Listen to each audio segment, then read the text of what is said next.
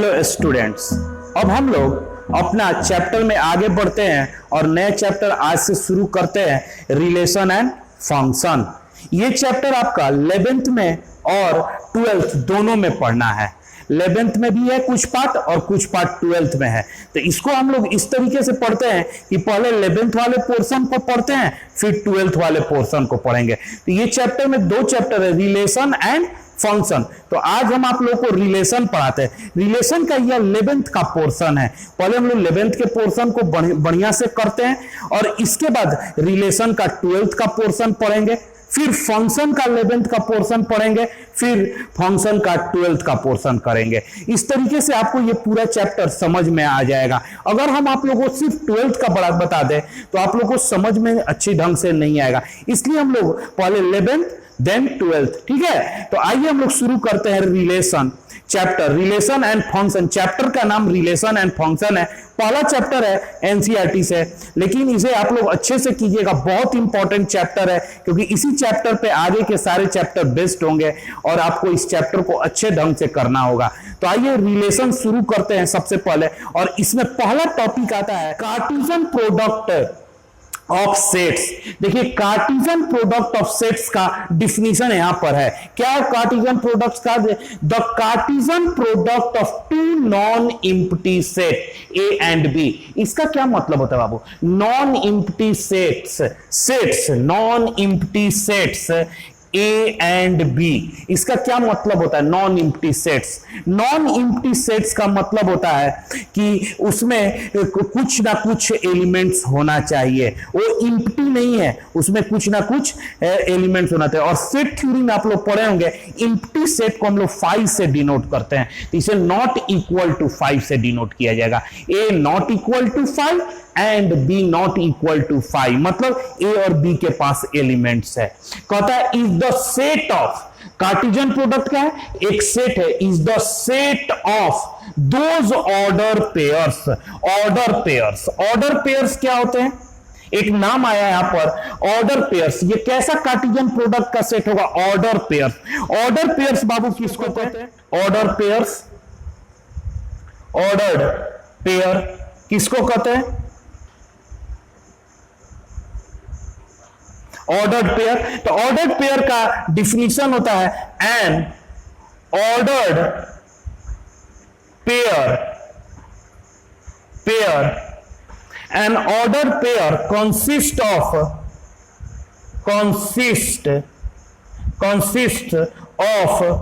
To elements और objects, two elements और objects. An ordered pair मतलब दो होता है। An ordered pair consist of two elements और objects in a given fixed rule, given fixed rule और order, rule और ऑर्डर। ऑर्डर्ड पेयर क्या होता है बाबू? कि ऑर्डर्ड पेयर होता है N order pair consist of two elements, उसके पास दो एलिमेंट्स या ऑब्जेक्ट्स होते हैं। कैसे होंगे? इन ए गिवन फिक्स्ड रूल, कोई नियम, एक खास नियम के द्वारा दो ऑर्डर्ड पेयर का आप एक रूल बनाइएगा। That rule is called ordered pair. तो क्या रूल बनाया है? ऑर्डर्ड पेयर दो एलिमेंट्स के लिए क्या रूल बनाया है? Whose first coordinate is an element of set A. उस दो एलिमेंट्स में पहला एलिमेंट, कोऑर्डिनेट मतलब एलिमेंट, पहला एलिमेंट सेट ए का हो and second coordinate is an element of set B. और सेकेंड एलिमेंट्स कहां से आए? सेट बी से आए। समझ गए? रूल यहां पर लिखा हुआ है whose first coordinate is an element of set A, पहला एलिमेंट सेट ए से लिया जाए and second element set B से लिया जाए, तो लेकर जो ऑर्डर्ड पेयर बनेगा उसे Cartesian product of two set and this set is denoted by A cross B. इसको हम लोग क्या पढ़ते हैं?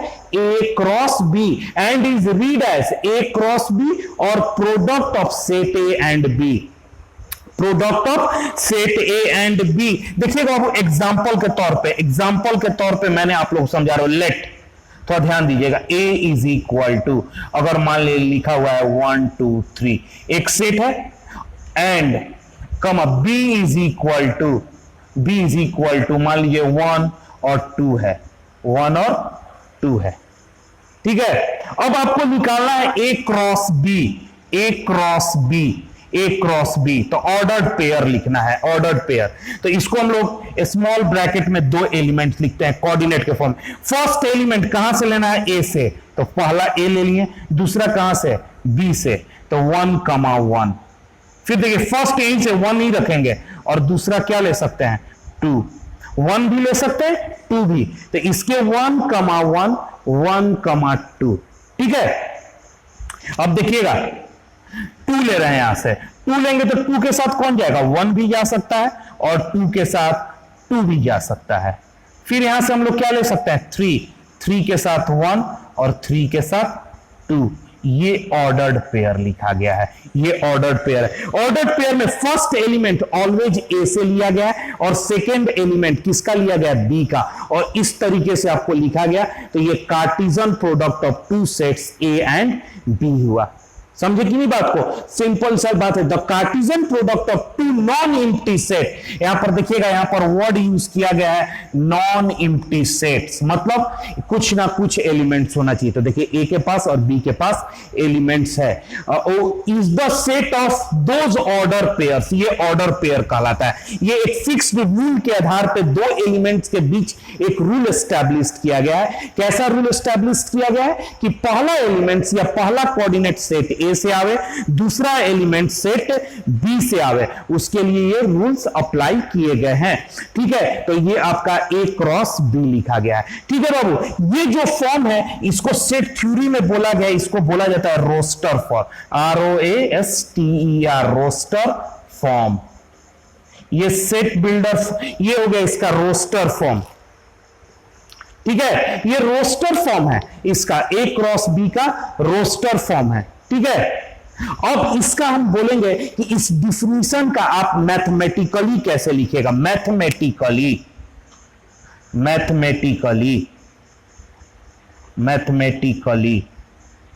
इस बात को मैथमेटिकली कैसे आप समझाइएगा, ये तो किसी को बता दिए हो जाएगा। मैथमेटिकली मतलब बाबू सेट बिल्डर फॉर्म, ए क्रॉस बी का सेट बिल्डर फॉर्म।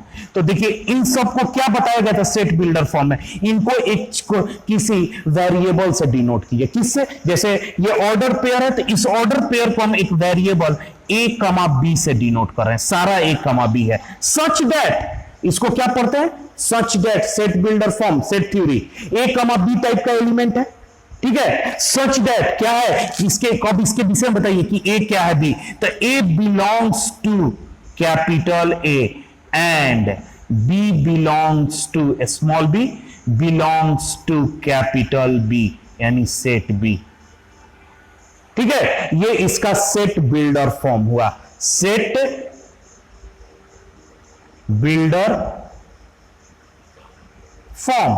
ये सेट बिल्डर फॉर्म हुआ बाबू ए क्रॉस बी का, या मैथमेटिकल फॉर्म हुआ ए क्रॉस बी का, ए क्रॉस बी का ये सेट बिल्डर फॉर्म या मैथमेटिकल फॉर्म, जो भी बोलिए, मैथमेटिकली इसको लिखा जाए। एग्जैक्टली डिफिनीशन है, क्या डिफिनीशन है, A comma B order pair है such that A belongs to A and B belongs to B, A belongs to A and B belongs to B. मान लीजिए 10, अगर कोई बोल रहा है बाबू, ध्यान रखिएगा कि ए comma B order pair A comma B, पढ़िए इसे, order pair A comma B belongs to A cross B, A cross B, A comma B belongs to A cross B है।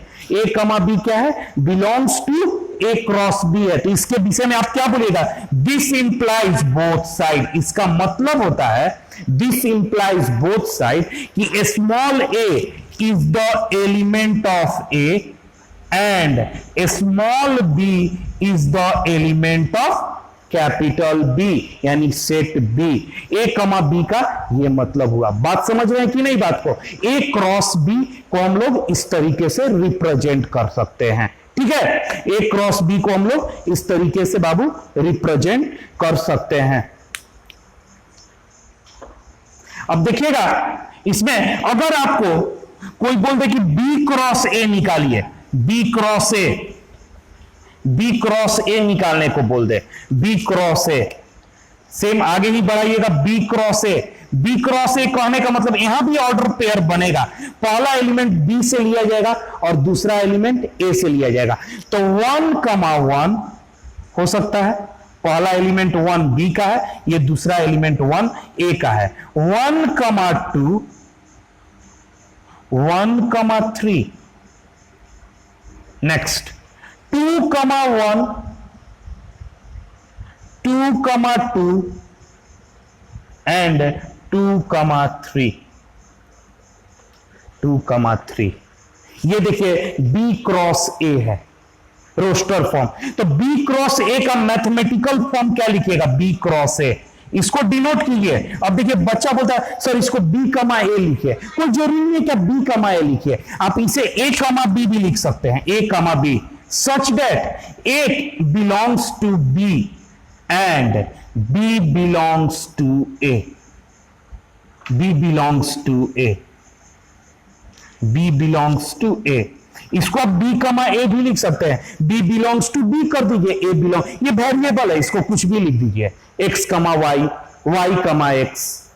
बात समझ रहे हैं कि नहीं, एक्स कमा वाई भी लिख सकते हैं, इसे वाई कमा एक्स लिख सकते हैं। अब थोड़ा ध्यान दीजिए बाबू कि यहां पर B cross A, since A cross B does not equal to B cross A, A cross B does not equal to B cross A. Hence, Cartesian product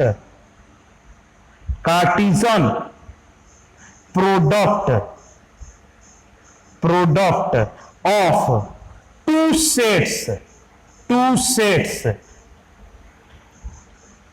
do not follow commutative law. Does not follow commutative law.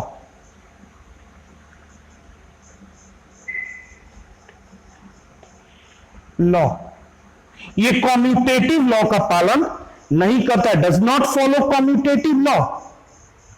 Cartesian product of two sets does not follow commutative law, ये commutative law का पालन नहीं करता है। बात समझ में आया, Cartesian product of two sets कभी भी A cross B, B cross A के इक्वल नहीं होता है। आते हैं आगे, समझते हैं इसमें। अब आइए बाबू एक नोट हमें बताइएगा, नोट, थोड़ा नोट समझिए, नोट आप दो तरीके से चीज लिखते हैं, देखिएगा सेट थ्योरी में, ए कमा बी, और इस तरीके से लिखा रहेगा ए कमा बी, थोड़ा ध्यान दीजिएगा, ए कमा बी, ये ए, एक आपको सेमी ब्रैकेट के अंदर और एक स्मॉल ब्रैकेट के अंदर है, तो ये क्या आपको डिनोट करता है, तो ये रिप्रेजेंटेशन ऑफ सेट्स है, रिप्रेजेंटेशन ऑफ सेट है, रिप्रेजेंटेशन ऑफ सेट है, ये क्या है, ऑर्डर्ड पेयर है, ऑर्डर्ड पेयर है। आप लोग जानते हैं ये रिप्रेजेंटेशन ऑफ सेट है, ये क्या है आपका ऑर्डर्ड पेयर है। तो आप लोग जानते हैं रिप्रेजेंटेशन ऑफ सेट्स में, सेट थ्योरी में पढ़ाया गया है, ए कमा बी लिखिए चाहे बी कमा ए लिखिए, सेम होता है, A comma B is equal to B comma A है, कोई दिक्कत नहीं है। सेट में सेम ऑर्डर में लिखना कोई जरूरी नहीं है, लेकिन ऑर्डर्ड पेयर में A comma B does not equal to B comma A है, A comma B does not equal to B comma A है। देखिए अब ये एलिमेंट ए से आ रहा है, ये एलिमेंट कहां से आ रहा है, बी से, तो ये कैसे हो जाएगा, ये एलिमेंट बी का है और ये एलिमेंट ए का, तो सेम नहीं होगा, क्योंकि अगर ये ए क्रॉस बी में आ रहा है तो ये बी क्रॉस ए में आ रहा है। बात समझ रहे हैं, ये रिप्रेजेंटेशन ऑफ सेट है, सेट में ऑर्डर होना, सेम होना कोई जरूरी नहीं है, और ऑर्डर्ड पेयर में तो फिक्स रूल है, रूल में आप चेंज नहीं कर सकते हैं। बात समझ रहे बात को, तो ये इसमें है। अब आता है तब आप बोलिएगा, तुरंत दिमाग में आपका सवाल आएगा, तो सर ऑर्डर्ड पेयर कभी इक्वल होगा कि नहीं, क्या रूल्स है इक्वल होने का ऑर्डर पेयर। तो नेक्स्ट टॉपिक होगा बाबू equality of two order pair, equality of two ordered pairs क्या रूल्स होंगे? Equality of two ordered pairs के क्या रूल होंगे? तो लिखिएगा two ordered pairs A1, B1 and A2, B2 are equal if and only if A1 is equal to A2 and B1 is equal to B2. A1 is equal to A2, B1 is equal to B2. That is, थोड़ा ध्यान दीजिएगा, अगर कहीं लिखा हुआ है A1, B1 is equal to A2, B2, तो this implies both side. A1 is equal to A2 and B1 is equal to B2. आप लिख सकते हैं A1 is equal to A2 and B1 is equal to B2. ये तभी possible है जब A1 का वैल्यू A2 के इक्वल हो, B1 का वैल्यू B2 के इक्वल, मतलब इसका फर्स्ट कोऑर्डिनेट इसके फर्स्ट कोऑर्डिनेट के इक्वल हो और इसका सेकंड कोऑर्डिनेट इसके सेकंड कोऑर्डिनेट के इक्वल हो, या कह सकते हैं इसका फर्स्ट एलिमेंट इसके फर्स्ट एलिमेंट से इक्वल हो, इसका सेकंड एलिमेंट इसके सेकंड एलिमेंट से इक्वल हो, तभी ऑर्डर्ड पेयर आपको इक्वल कहलाएंगे। इस पे बहुत सारा क्वेश्चन आप लोगों को दिया गया है, जैसे क्वेश्चन वन इस तरीके से दिया रहेगा, if 2x minus Y 5 is equal to x 3 x plus Y, find the value of x and y. Find the value of x and y. इस तरीके का क्वेश्चन। तो देखिए क्या दिया गया है, since 2x minus Y 5 is equal to 3 x plus Y, this implies 2x minus y is equal to 3, first equation, and x plus y is equal to 5. x plus y is equal to 5. अब दोनों equation को solve कर दीजिए, y cancel, 2x 3x और ये कितना हो जाएगा 8, तो यहां पर क्या हो गया x is equal to 8/3 from equation 1, तो आप इसका x का वैल्यू रखिए 2 into 8/3 minus Y is equal to 3 और y is equal to 16/3 minus 3, तो ये यहां पर 3 एलसीएम 16 माइनस 9 यहां पर 7/3 हो जाएगा, 7/3, hence x is equal to 8/3 and y is equal to 7/3 answer. ठीक है, बात समझ में आया आप लोगों को? बहुत आसान सा चीज है, इस तरीके के आपके क्वेश्चन दिए रहेंगे। ठीक है, अब आइए क्वेश्चन सेकंड देखिएगा, if sine theta cos theta is equal to -1/2 √3/2, find theta belongs to 0 to find theta, simple सा क्वेश्चन हो, फाइंड थीटा। तो देखिए क्या होगा, इसका मतलब हो गया कि साइन थीटा का वैल्यू -1/2 है एंड कॉस थीटा का वैल्यू है √3/2। अब बताइए क्या होगा थीटा का वैल्यू। यहां पर देखिएगा साइन थीटा निगेटिव है, कॉस थीटा पॉजिटिव है, तो थीटा किस क्वाड्रेंट में बोलिएगा, सेकेंड किस क्वाड्रेंट होगा, sine theta negative cos theta positive, fourth quadrant, hence theta lies in fourth quadrant. तो फोर्थ क्वाड्रेंट में थीटा लिख दीजिए, इसलिए theta is equal to 2 pi minus 2 pi कर दिए, तो यहां पर क्या हो गया थीटा का फोर्थ क्वाड्रेंट में, और 1/2 कितना होता है 30 डिग्री यानी पाई बाई 6। तो आंसर क्या हो जाएगा 6 दूनी 12, 12 में से 11 pi by 6, answer 11 pi by 6। क्या ठीक है, क्वेश्चन सेकंड आप लोगों को समझ में आया, सिंपल सा। ऐसा आप लोगों ने 11th क्लास के ट्रिगोनोमेट्री में क्वेश्चन किए, ये नहीं, यहां से क्वेश्चन साइन थीटा निगेटिव है, cos theta positive, fourth quadrant, और 2 पाई माइनस करते फोर्थ क्वाड्रेंट शुरू हो जाता है। ठीक है, बात समझ में आया आप लोगों को ये क्वेश्चन। आइए आगे चलते हैं। Next Babu, properties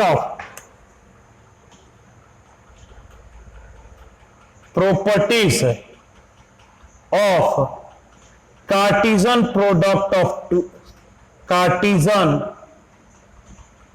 product of sets। इससे रिलेटेड कुछ प्रॉपर्टीज को पढ़ते हैं, फर्स्ट प्रॉपर्टीज है if a is equal to phi और b is equal to phi और both a and b are empty sets, then a cross b is equal to कह रहा ए फाई हो या बी फाई हो या दोनों इम्प्टी सेट हो यानी दोनों फाई हो, तो हम आंख बंद करके ए क्रॉस बी का वैल्यू फाई लिखिएगा, क्योंकि ए क्रॉस बी हमेशा नॉन इम्प्टी सेट के लिए डिफाइन किया गया है, इम्प्टी सेट के लिए नहीं डिफाइन किया गया है। जैसे एग्जांपल के तौर पे समझिएगा बाबू, ऐसा एग्जांपल आप लोग को दिया गया है, let A is equal to 1 2 3 and b is equal to 5। आपसे कोई पूछ दे देन a क्रॉस b, क्या लिखेगा, कुछ सोचना ही नहीं है, a क्रॉस b आपको फिल इन द ब्लैंक्स है, क्या लिखेगा तुरंत यहां पर भर दीजिएगा 5। अगर a और b में से कोई 5 है तो a क्रॉस b क्या हो जाएगा 5। ठीक है, second property, if a cross b does not equal to 5, a cross b does not equal to 5, this implies, इसका मतलब होगा then a not equal to 5 and b not equal to 5, a not equal to 5 and b not equal to 5, a not equal to 5 and b not equal to 5। बात समझ में आया, ए और B के पास 100% elements होगा। देखिएगा इसमें क्वेश्चन 3 दो तक क्वेश्चन कर चुके, क्वेश्चन 3 लिखा रहता है ऐसा question, if A cross B is equal to 1, 2,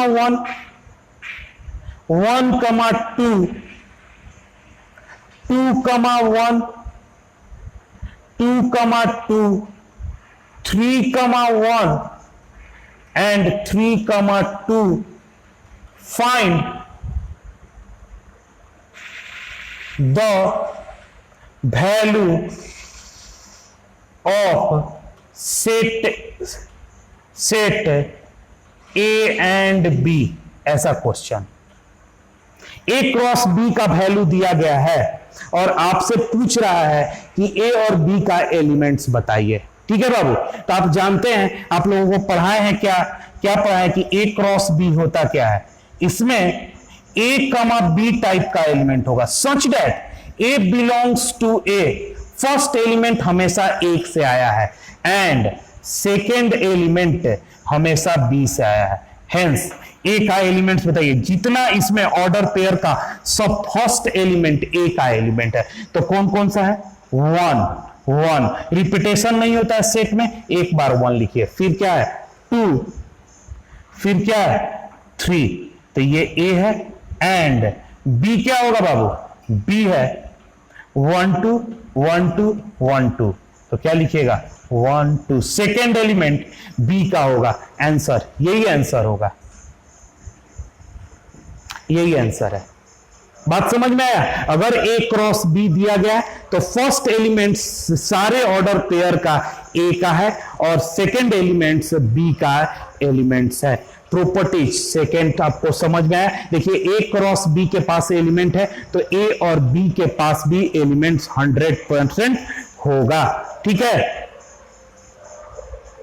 question ये प्रॉपर्टी याद रखिएगा, ए क्रॉस बी कभी भी इक्वल नहीं होगा बी क्रॉस ए के, commutative, not commutative, not commutative, ये पहले भी लिख दिए हैं, प्रॉपर्टीज है, एक जगह कलेक्ट कर देते हैं, नॉट कॉम्यूटेटिव, ये कॉम्यूटेटिव नहीं होता है बाबू। ठीक है, अगर आपको फोर्थ प्रॉपर्टी, अगर ए स्क्वायर निकालने को बोल दे, A square, that is called A into A निकालने को कह रहा है, ए इंटू ए, तो यहां भी बाबू ए कमा बी टाइप का ऑर्डर पेयर बनेगा, such that A comma B belongs to A, A comma B belongs to ए, यहां पर भी ए कमा बी बिलोंग्स टू ए होगा, दोनों ए का एलिमेंट्स होगा। जैसे क्वेश्चन 4 देखिएगा, क्वेश्चन 4 कह रहा है if A is equal to -1 0 1 then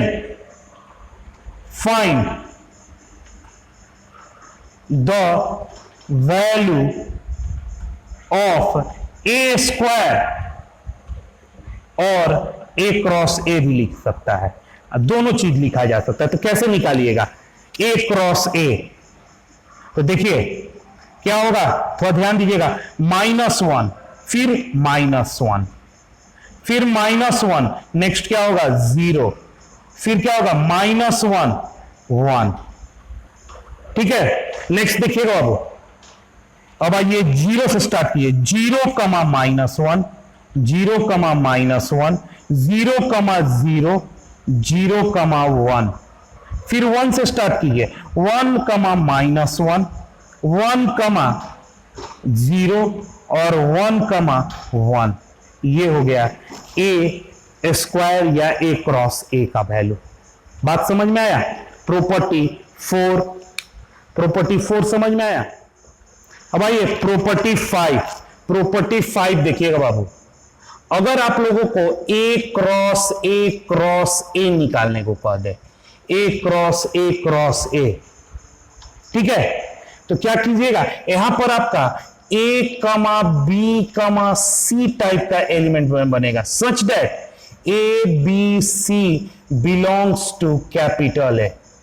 यहां पर ए बी सी तीनों ए से आता है, ए कमा बी कमा सी को हम लोग बोलते हैं ऑर्डर ट्रिपलेट, ऑर्डर्ड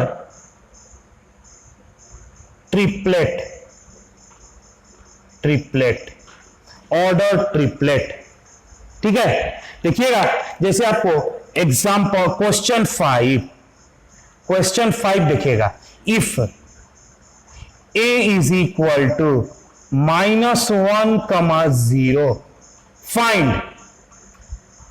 फाइंड ए क्रॉस ए।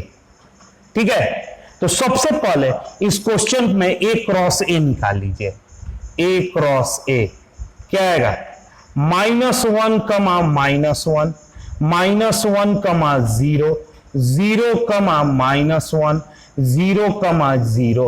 ठीक है बाबू, अब ए क्रॉस ए देखिए, ए क्रॉस ए, अब एक ऑर्डर पेयर ये -1 लिखिए, ये ऑर्डर पेयर लिखिए और -1 और 0 के साथ ये ऑर्डर पेयर, -1 फिर इसके साथ -1 -1 इसके साथ 0। ठीक है, इसका काम, अब इसको उठाइए इन दोनों के साथ, -1 0 -1 -1 0 0। फिर इसको लीजिए 0 -1 -1 0 -1 0 0 0 -1 0 0 0। ठीक है, A बन गया क्वेश्चन 5। ठीक है, बात समझ में आया। प्रॉपर्टी 5। प्रॉपर्टी 6 देखिएगा, प्रॉपर्टी 6 अगर आपसे कहे A cross infinite set, infinite set, infinite set, तो आप क्या लिख दीजिएगा, कैसा होगा, इनफाइनाइट सेट ही आएगा, इनफाइनाइट सेट आएगा, इनफाइनाइट सेट आपको मिलेगा। किसी भी फाइनाइट सेट के साथ क्रॉस प्रोडक्ट कीजिए, इनफाइनाइट सेट के साथ करने पर आपको इनफाइनाइट सेट ही मिलेगा। ठीक है, बात समझ रहे हैं, वो इनफाइनाइट सेट मिलेगा। 7th प्रॉपर्टी देखिएगा, 7th property, number of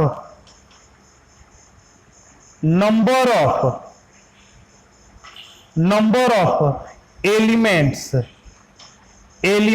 of A cross B, number of elements of A cross B, इसको हम लोग डिनोट करते हैं सेट थ्योरी में n से नंबर ए क्रॉस बी, और ये हो जाएगा n into A into n into B. कितना एलिमेंट्स है ए में, कितना एलिमेंट्स है बी में, उस पर डिपेंड करेगा, N A into N B पे। अगर आपको बाबू मान लीजिए n A cross B cross C का एलिमेंट्स पूछ रहा है, तो आप लिखिएगा n A into N B into n C, n A into N B into n C. जैसे क्वेश्चन देखिएगा, question, if a is equal to -1 0 1 comma b is equal to 1 2, find the number of elements of set A cross B, A cross B में कितने number of elements होंगे। तो अब simply आप एक तो तरीका है ए क्रॉस बी निकालिए और गिन लीजिए कितना ऑर्डर पेयर होगा, और दूसरा ये फॉर्मूला आपको काम करेगा, एन ए बी का value, N A cross B का वैल्यू निकालने को बोला, N A into N B, N A into N B. अब देखिए एन ए का वैल्यू कितना है 1 2 3 3 इंटू बी का वैल्यू कितना 1 2, कितना आएगा 6 ऑर्डर पेयर बनेंगे। कितने ऑर्डर पेयर बनेंगे, 6 आपके ऑर्डर पेयर बनेंगे, N A into N B, 6 order pair बनेंगे। बात समझ में आया, ठीक है। अब आइए आगे चलते हैं चैप्टर में, रिलेशन। रिलेशन क्या है, व्हाट इज रिलेशन। सबसे पहला आपको हम सवाल पूछते हैं कि रिलेशन क्या है, रिलेशन किसको कहते हैं। तो आप सिंपल बोलिएगा, एक कनेक्शन, एक कनेक्शन बिटवीन और एमंग थिंग्स और ऑब्जेक्ट्स। ए कनेक्शन बिटवीन और एमंग थिंग्स और ऑब्जेक्ट्स, ए कनेक्शन बिटवीन और एमंग थिंग्स और ऑब्जेक्ट। बिटवीन का मतलब होता है दो, एमंग्स मतलब दो से अधिक, दो या दो से अधिक वस्तुओं और चीजों के बीच के परस्पर जुड़ाव को संबंध कहते हैं। कम से कम संबंध के लिए दो चीज होना बहुत जरूरी है, दो या दो से अधिक चीजों के बीच के परस्पर जुड़ाव को क्या कहते हैं, संबंध कहते हैं। जैसे आपको अभी हम कुछ डे लाइफ में व्यवहारिक एग्जाम्पल लेते हैं। जैसे आपको पहला एग्जाम्पल देते हैं, husband, husband wife, husband wife, दो ऑब्जेक्ट आया और इनके बीच में कोई ना कोई कनेक्शन हुआ होगा, जैसे इन दोनों का शादी हुआ होगा, तो ये लोग एक रिलेशन बनाते हैं, हस्बैंड वाइफ रिलेशन। दो या दो से अधिक चीजों के बीच के संबंध को हम लोग क्या बोलते हैं, रिलेशन। एक प्रकार के कनेक्शन को, जुड़ाव को, कुछ ना कुछ जुड़ाव हुआ होगा, जुड़ाव का नाम क्या है यहां पर, मैरिज। जैसे सेकंड एग्जांपल देखिएगा, फादर, फादर, मदर, चाइल्ड, ये भी एक प्रकार का संबंध है बाबू, ये एक प्रकार का रिलेशन है। ये तीन चीजों के बीच का एक रिलेशन है। फादर, मदर, चाइल्ड, तीन ऑब्जेक्ट हैं और इनके बीच एक कनेक्शन एस्टैब्लिश्ड हुआ और इस कनेक्शन के एस्टैब्लिश्ड होने से ये रिलेशन बना हुआ है। ठीक है, जैसे teacher and student, teacher and student relation, ये भी आपका एक रिलेशन है। इसी तरीके से अगर आप मैथमेटिक्स में बोलिएगा, line, line, L is perpendicular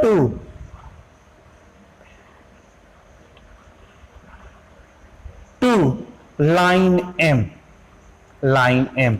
अब देखिए एक लाइन है एल और एक लाइन है एम और इनके बीच का कनेक्शन क्या है, perpendicularity.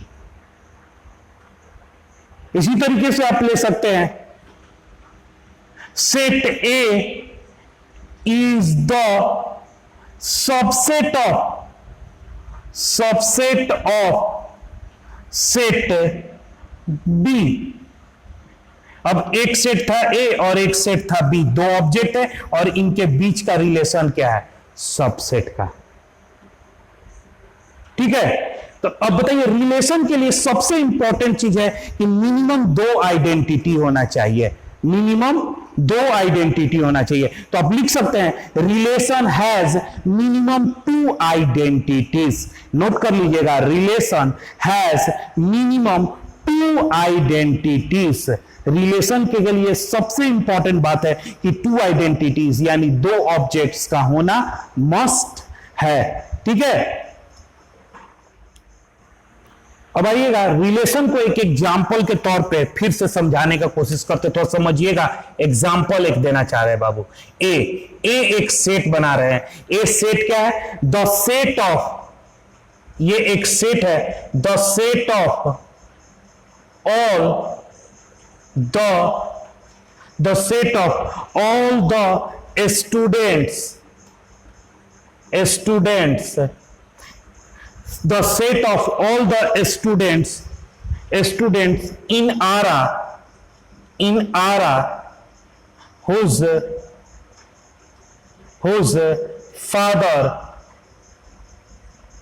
father lives in Ara। देखिए सेट ए है, एक ऐसे विद्यार्थियों का समूह है जिनके पिताजी भी आरा में रहते हैं, मतलब वो अपने पिताजी के साथ आरा में रहते हैं। और बी जो सेट है, बी है total population of Arrah, total population of Arrah, ये टोटल पॉपुलेशन है आरा का। अब मान लीजिए सपोज छोटा सा एक एग्जांपल के तौर पे लेट मान के चलते हैं। ए मान लीजिए आरा में ऐसे तीन बच्चे हैं जो अपने पिताजी के साथ आरा में रहते हैं। Set of student whose father B1 B2 B3, ऐसे तीन बच्चे हैं, समझिए बाबू। बी ऐसे ये स्टूडेंट है जो अपने पिताजी के साथ आरा में रहता है। बी ऐसा होगा, पॉपुलेशन है आरा का, तो इसमें ये बच्चे आएंगे कि नहीं, बिल्कुल आएंगे।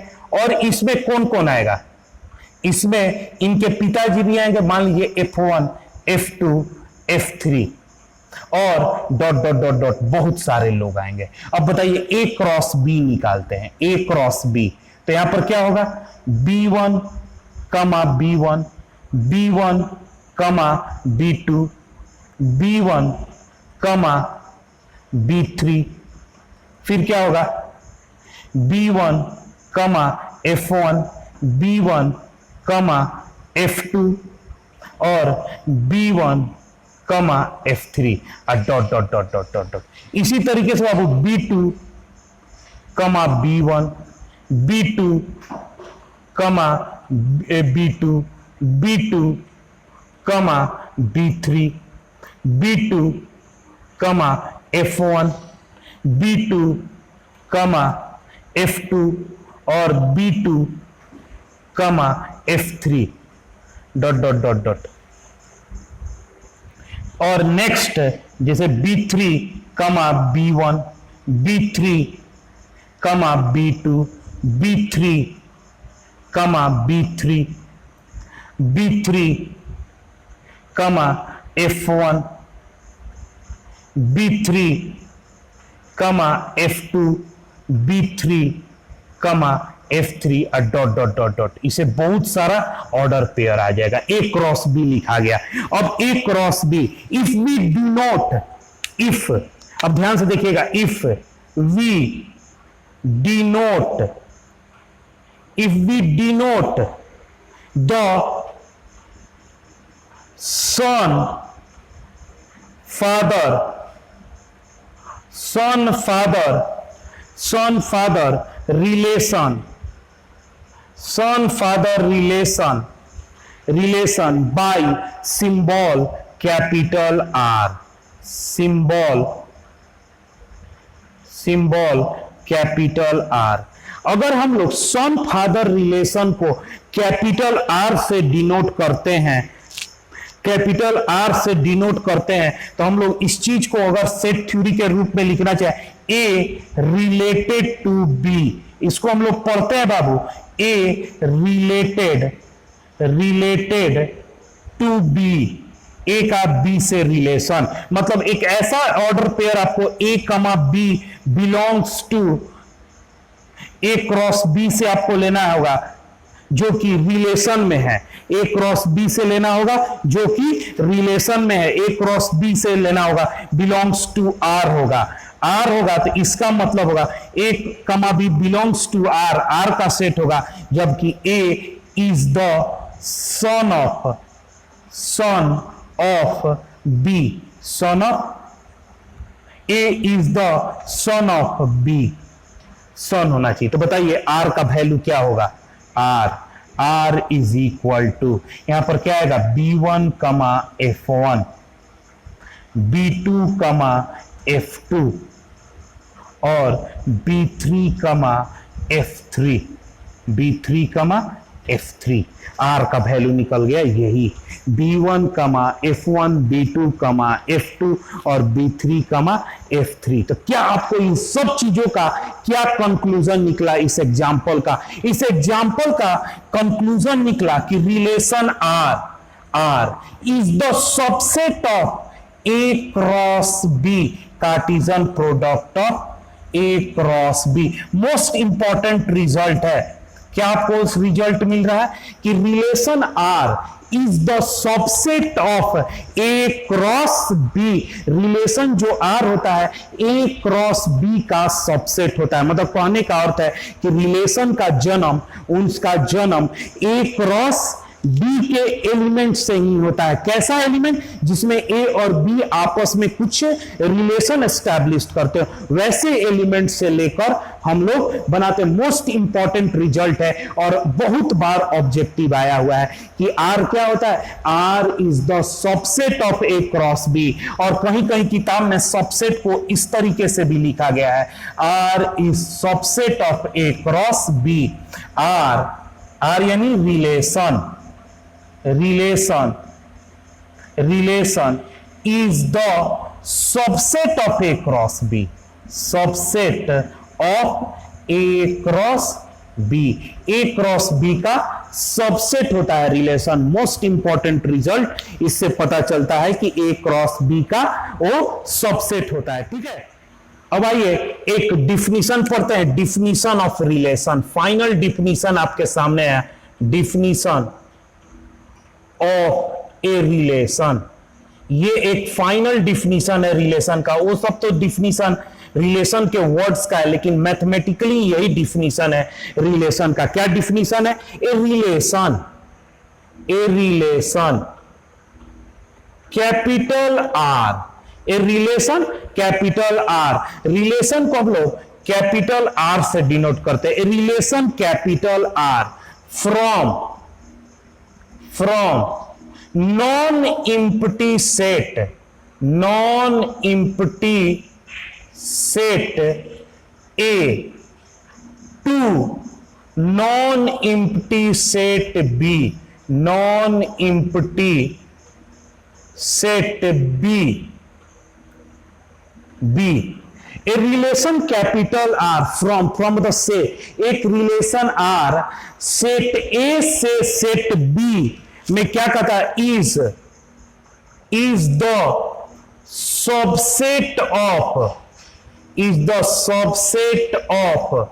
ए क्रॉस बी, या Cartesian product of A and B, Cartesian product of A and B. That is R is the subset of A cross B. R क्या होता है? सबसेट होता है ए क्रॉस बी का। अब देखिएगा, R is the subset of A cross B. क्या होता है? ए कमा बी टाइप का एलिमेंट होगा, ए कमा बी टाइप का element, such that A belongs to A and B belongs to B. R is the subset of इसका, A cross B का value लिख दिए, आपने पढ़ा होगा कार्टिजन प्रोडक्ट। अब हम इसको सबसेट को हटा रहे हैं। आर इज इक्वल टू क्या होगा? इसके पास ए कमा बी टाइप का एलिमेंट होता है। आर के पास क्या होता है?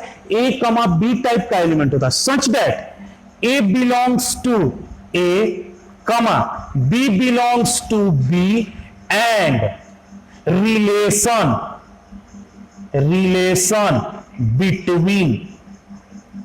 between A and B, relation between A and B. यही होता है सेट बिल्डर फॉर्म रिलेशन का। सेट बिल्डर फॉर्म है रिलेशन का, ये सेट बिल्डर फॉर्म है, बिल्डर फॉर्म यानी मैथमेटिकल डिफिनीशन है रिलेशन का। इसके पास भी ए कमा बी टाइप का एलिमेंट होता है। रिलेशन के पास भी कैसा एलिमेंट होता है? ए कमा बी टाइप का, such that small A first set से आवे, स्मॉल बी बी से आवे, and relation between A and B. Relation हो और ए और बी के बीच में, स्मॉल ए और स्मॉल बी के बीच में आप कोई रिलेशन लिखते हो। अगर यहां पर दो सेट दिया गया है ए और बी, और अगर एक ही सेट दिया गया है तो रिलेशन को इस तरीके से भी डिफाइन किया गया है, A comma B such that A comma B belongs to capital A and relation between A and B। तो बाबू ध्यान दीजिएगा, यहां पे जो रिलेशन ये R है, ये सबसेट है A क्रॉस B का, और यहां पे जो रिलेशन R है ये सबसेट है A क्रॉस A का। यहां पर क्या है? ए क्रॉस ए के एलिमेंट्स को लेकर रिलेशन बनाया गया है।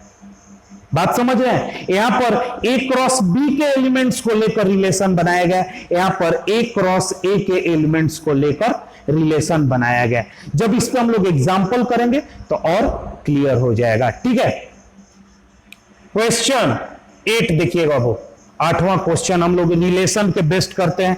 कहता है if a is equal to 1 2 4 comma b is equal to b is equal to 4 6 4 6 4 6 and r is equal to इसको x कमा y such that x कमा y such that x belongs to a comma y belongs to b and x is less than y। देखिए find r question है 8 number question, find r। ये कोई जरूरी नहीं यहां पर लिखेगा write the roster form of r। Roster form मतलब इसका r फाइंड करना है। अब देखिए r, तो अब क्या कीजिएगा, जब देखिए यहां पर a और b दिया गया है, दो सेट, मतलब दो सेट दिया गया तो a क्रॉस b होगा।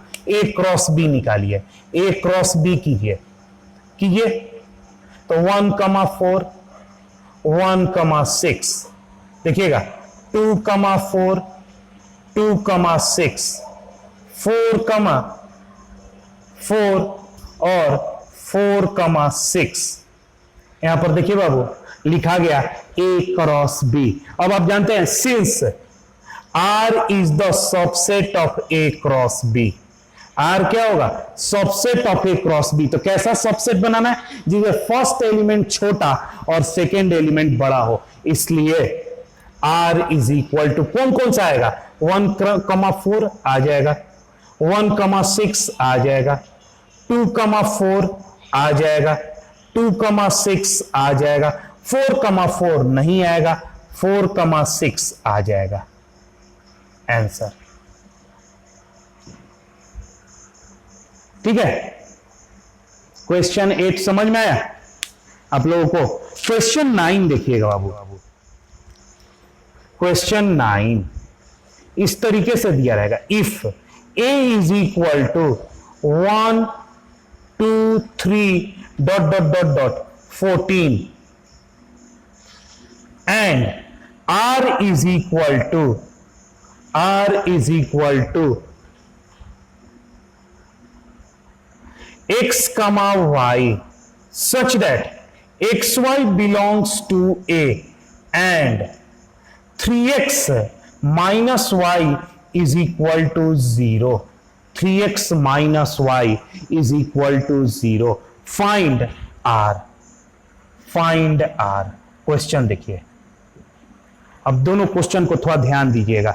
यहां पर a एक सेट दिया गया है, 1 से लेकर 14 तक एलिमेंट है, r है x, y, x और y दोनों a से लेना है और 3x minus Y is equal to 0 होना चाहिए। मतलब पहले एलिमेंट में 3 से मल्टीप्लाई करके दूसरे एलिमेंट को सब्सट्रैक्ट करें तो 0 आना चाहिए। तो सबसे पहले क्या करेंगे, यहां पर बताए हैं a क्रॉस b। देखिए यहां पे कम एलिमेंट दिया था, यहां पर 3 एलिमेंट थे, यहां पर 2, तो कितने हुए, 6 ऑर्डर पेयर हुए। आप लिख पाए यहां पर कितना एलिमेंट है, 14, तो 14 गुना 14 196 ऑर्डर पेयर लिखना होगा। a क्रॉस a, क्या आप लोग a क्रॉस a करेंगे, नहीं, a क्रॉस a कीजिएगा तो 14 एलिमेंट है तो 196 आपको ऑर्डर पेयर लिखना होगा। ये पॉसिबल है, नहीं। तो हम लोग क्या करेंगे, सीधे रिलेशन को पकड़िए। रिलेशन क्या किया है, 3x minus Y is equal to 0 and X Y belongs to a। यहां से देखिएगा, इसलिए y इज इक्वल टू क्या हो जाएगा, 3x। अब x के वैल्यू को यहां से पुट करते जाइए और चेक करते जाइए कि y a में है कि नहीं। जैसे हम पुट करते हैं x इज इक्वल टू 1 तो y कितना आएगा, 3। तो बताइए 3 है a में, हाँ है, तो 1,3 ऑर्डर पेयर होगा। x इज इक्वल टू 2 तो y कितना हो जाएगा, 6, तो 2,6 भी होगा। x इज इक्वल टू 3 तो y कितना हो जाएगा, 9, तो 3,9। x is equal to 4, y कितना हो जाएगा, 12, तो 4,12। और x इज इक्वल टू 5 तो y कितना हो जाएगा, 15। क्या y 15 होगा, not equal to 15 because 15 does not belongs to A, 15 A में नहीं है तो नहीं होगा, और यहीं से ऑर्डर पेयर खत्म हो जाएगा और r इज इक्वल टू आपका हो जाएगा 1,3, 2,6, 3,9, 4,12, और ये आपका आंसर रेडी हो गया, आंसर रेडी हो गया। बात समझे? ये इस क्वेश्चन को, क्वेश्चन 9, क्वेश्चन 10 थोड़ा देखिए। Question 10, if a is equal to 1, 2, 3, b is equal to 4, 5 and r is equal to 1,4, 1,5, 2,4, 2,5, 3,3 is are possible from set A to B। क्या ये R पॉसिबल है सेट A और B के लिए? तो आप ध्यान से देखिएगा, R क्या होता है? Since R is the subset of A cross B, R क्या होता है? सबसेट होता है A क्रॉस B। R के पास सिर्फ A क्रॉस B का एलिमेंट होना। अब थोड़ा ध्यान से देखिएगा, तो सारा तो आ रहा है, लेकिन 3,3 आप लिखिएगा सिंस, इसलिए 3,3 does not belongs to A cross B। A cross B कीजिएगा तो कभी भी 3,3 नहीं आएगा, तो हेंस R क्या होगा? R is not a relation from set A to B। ये रिलेशन सेट A से सेट B के बीच का रिलेशन नहीं है, ठीक है। अब एक नोट याद रखिएगा बाबू, नोट यहां पर एक नोट याद रखिएगा, A and B are non empty sets,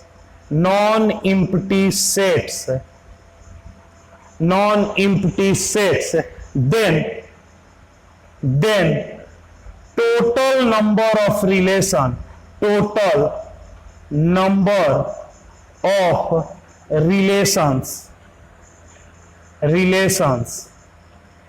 is equal to 2 के power m into n, where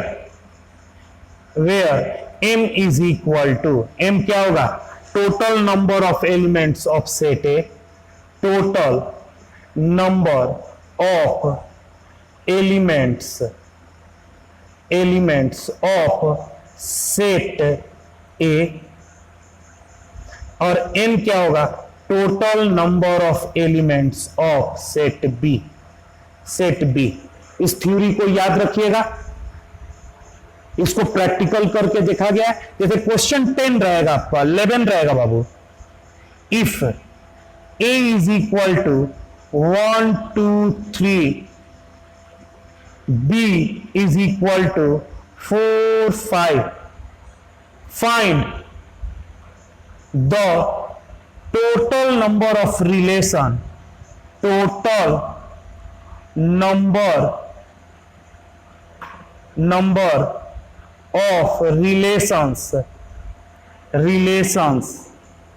from set A to B। ये क्वेश्चन है, सेट A से B के बीच का टोटल नंबर ऑफ रिलेशन। तो total number of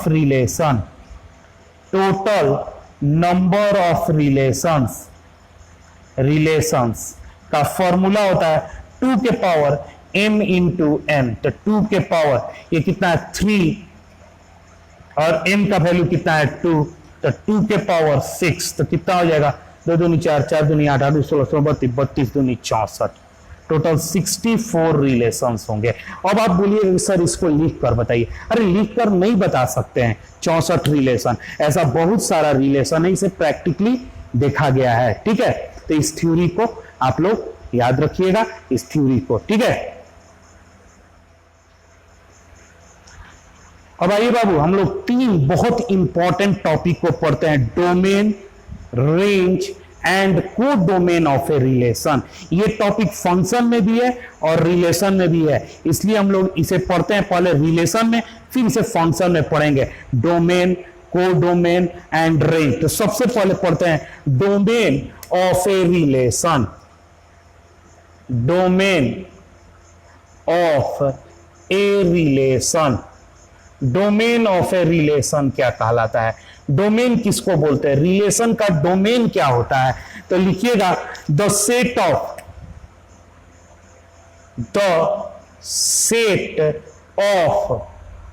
all the set of all first elements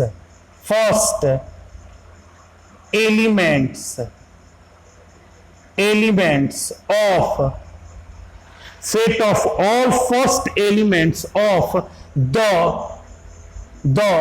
ordered pairs of relation are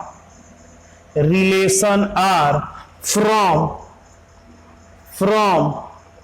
set A to B is called domain of the relation, is called domain of the relation, is called the domain of the relation. The set of all first elements of ordered pair of relation R, relation R में ordered pair लिखे रहते हैं ना, उस order pair का first elements आपको domain कहलाता है। फर्स्ट एलिमेंट्स को हम लोग क्या बोलते हैं, डोमेन। बात समझिएगा, फर्स्ट एलिमेंट्स को हम लोग क्या बोलते हैं, domain.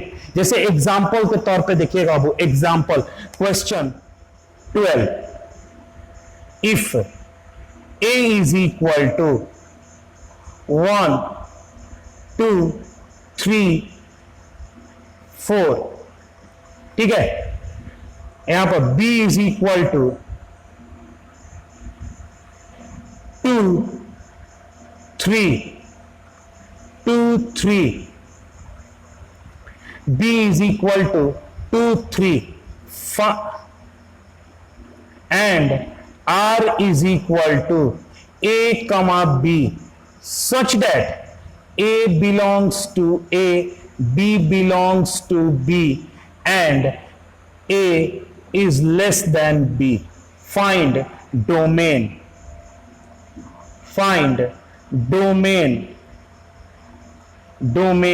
of R. Find domain of R. तो सबसे पहले आप R A क्रॉस B या R लिख लीजिए। R क्या होगा, R तो बताइए 1,2 क्या होगा, हाँ होगा, क्योंकि 1 छोटा है 2 बड़ा है, 1,2 होगा। 1,3 होगा, हाँ होगा। अब बताइए 2,2 होगा, नहीं। 2,3 होगा, हाँ 2,3 होगा, 2,3 होगा। अब बताइए 3,2 होगा, नहीं। 3,3 होगा, नहीं होगा। अब बताइए 4,2 होगा, 4,3 भी होगा। R लिख दिए, R आप लिख दिए। R लिखने के बाद फर्स्ट एलिमेंट्स इस R का डोमेन कहलाएगा, इसलिए डोमेन क्या कहलाएगा, फर्स्ट एलिमेंट क्या होगा, 1 2 4। फर्स्ट एलिमेंट क्या कहलाएगा, डोमेन 1 2 4, ये फर्स्ट एलिमेंट इसका डोमेन कहलाएगा। अब बताइए फर्स्ट एलिमेंट कहां से आता है, सेट ए से आता है, इसलिए डोमेन क्या हो जाएगा, domain is the subset of set A. Domain क्या कहलाएगा, सेट ए का सबसेट है। Domain is the subset of set ए, क्योंकि फर्स्ट एलिमेंट सेट ए का आता है, तो डोमेन हमेशा सेट ए का सबसेट होता है। डोमेन ए क्या होता है, सेट ए का सबसेट होता है बाबू। डोमेन ए क्या होता है, सेट ए का सबसेट होता है। ठीक है, डोमेन समझ में आया। रिलेशन आर में जितने ऑर्डर पेयर होते हैं उसका पहला एलिमेंट, और पहला एलिमेंट कहां से आता है, सेट ए से आता है, इसलिए डोमेन किसका सबसेट होगा, सेट ए का। बात समझ में आया कि नहीं? ठीक है, अब आते हैं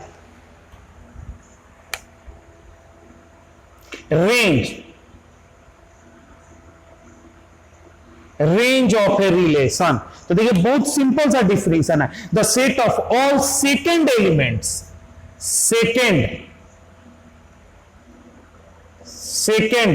elements of ordered pair of relation R from set A to set B is called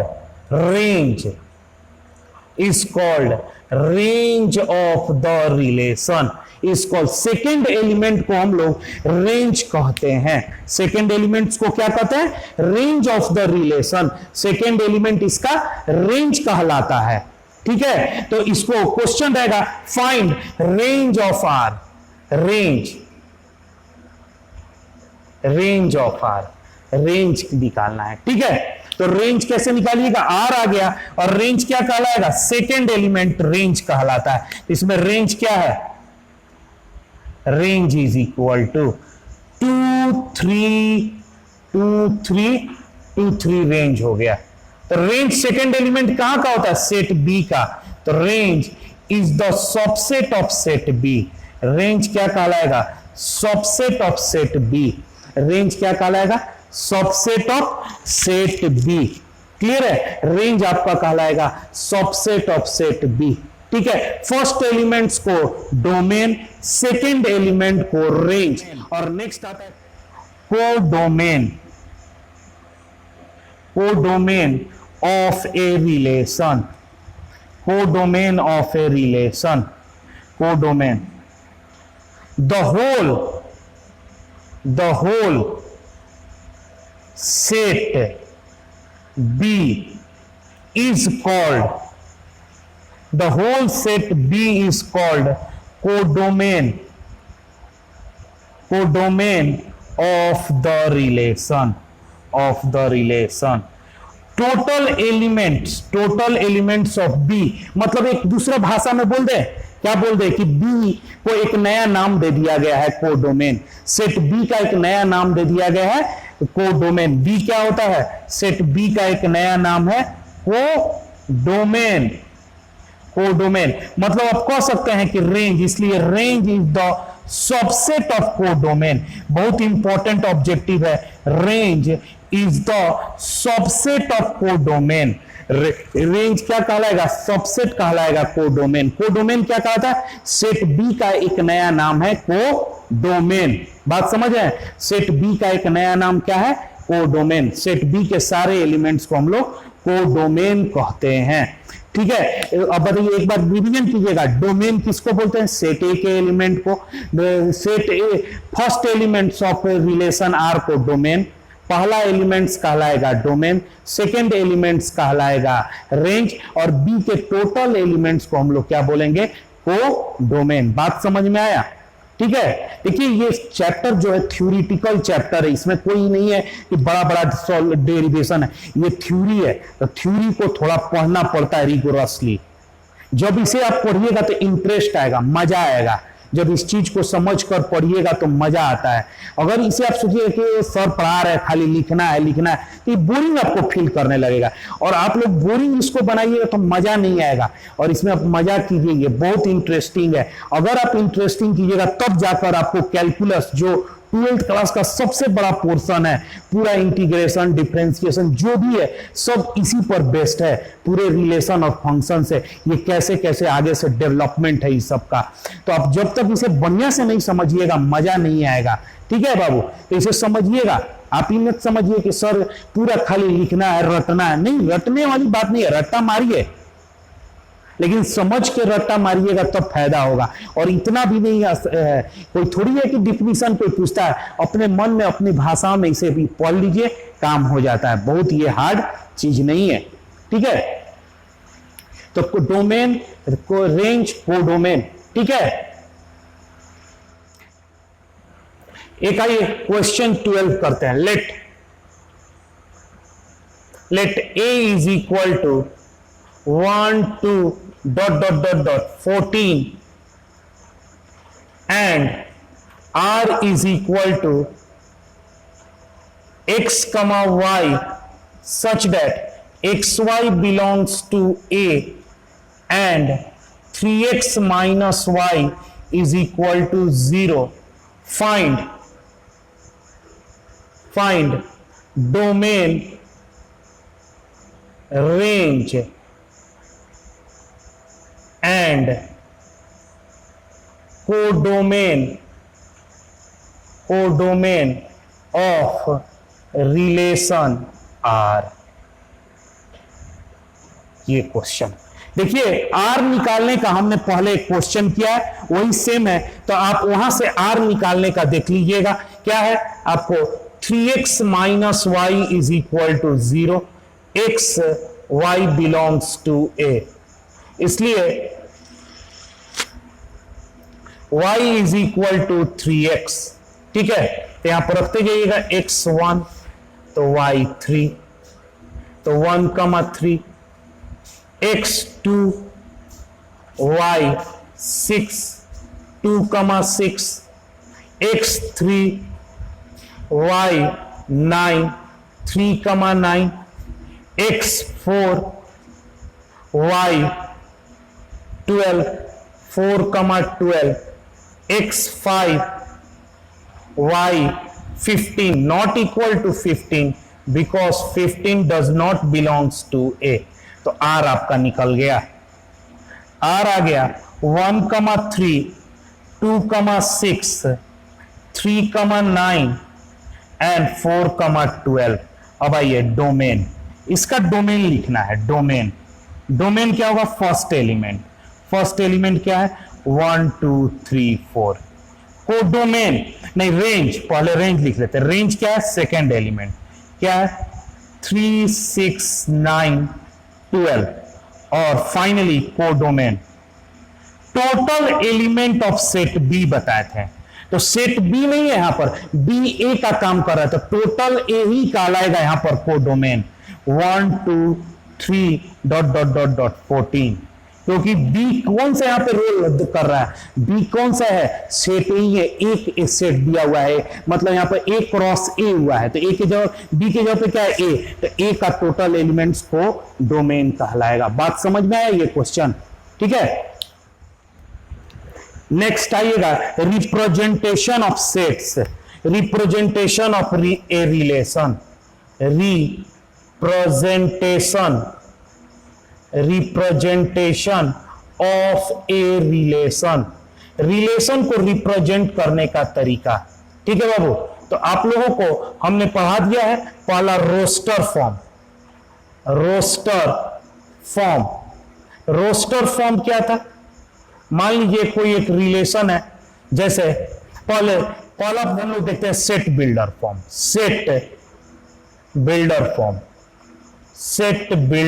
form, sorry, पहला देखिए सेट बिल्डर फॉर्म। जैसे एक एग्जांपल के तौर पे समझाते हैं, जैसे लेट ए दिया गया है, ए 1 2 3 और बी दिया गया है 2 3 4 और आर दिया गया है A comma B such that A belongs to A, B belongs to B and A is less than B. ये कहलाया सेट बिल्डर फॉर्म। ये रिप्रेजेंटेशन आप लोगों को पढ़ा चुके हैं, ये सेट बिल्डर फॉर्म है। दूसरा इसका तरीका है रोस्टर फॉर्म है, इसको एलिमेंट्स के फॉर्म में लिख दीजिए। आर क्या होगा? आर 1,2 होगा, हाँ 1,2 चलेगा, 1,3 हाँ चलेगा, 1,4 चलेगा, 2,2 नहीं, 2,3 नहीं, 2,4 नहीं, 2,4 चलेगा, 2,4 2,3 और 2,4 चलेगा, 3,2 नहीं, 3,3 नहीं, 3,4 चलेगा। तो ये कहलाया आपका रोस्टर फॉर्म, ROST या रोस्टर फॉर्म। अब आते हैं एरो डायग्राम। नेक्स्ट आता है बाबू एरो डायग्राम। ये सबसे इंपॉर्टेंट है फंक्शन चैप्टर के लिए, एरो डायग्राम। ठीक है, क्या करना होता है इसमें, एक इस तरीके से बना लीजिएगा और इधर यहां पर टोटल सेट ए का एलिमेंट लिख दीजिए, यहां पर टोटल सेट बी का एलिमेंट लिख दीजिए। 1 2 3 सेट बी का एलिमेंट 2 3 4। अब देखिए 1 से 2 को कनेक्ट कीजिए जो रिलेशन में है, 1 से 3 भी रिलेशन में है, 1 से 4 भी रिलेशन में लिख दिए, फिर 2 से 3 रिलेशन में है और 2 से 4 रिलेशन में है, 3 से 4 भी रिलेशन में है और 2 से 4 भी रिलेशन में है। ठीक है, तो ये कहलाया आपका एरो डायग्राम। बात समझे, इसे हम लोग कहते हैं एरो डायग्राम। ठीक है, ये जो एलिमेंट्स होते हैं एरो डायग्राम, थोड़ा ध्यान दीजिएगा बाबू, एरो डायग्राम को फिर से आगे की ओर बढ़ाते हैं।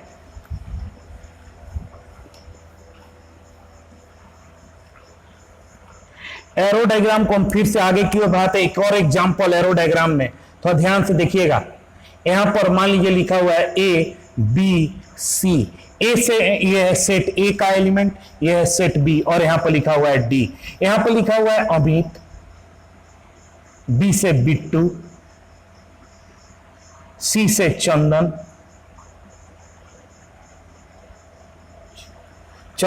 सी से चिंटू, मान लीजिए इसको अटैच कर दिए।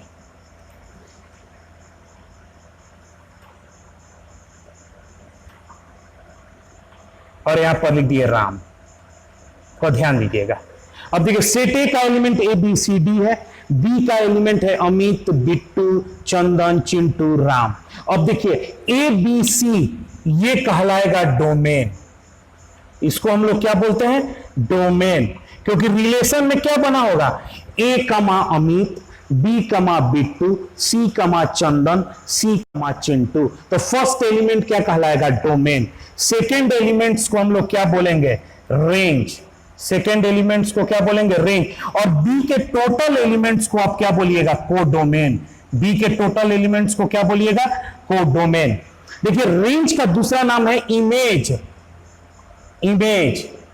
इमेज बोला जाता है, इमेज ऑफ सेट ए, और इसे बोला जाता है प्री इमेज। डोमेन को बोला जाता है pre image of set B. Domain को क्या बोला जाता है, pre image of set B. यहां पर रिलेशन समझिएगा, यहां पर रिलेशन क्या है, ए कमा अमित, बी कमा बिट्टू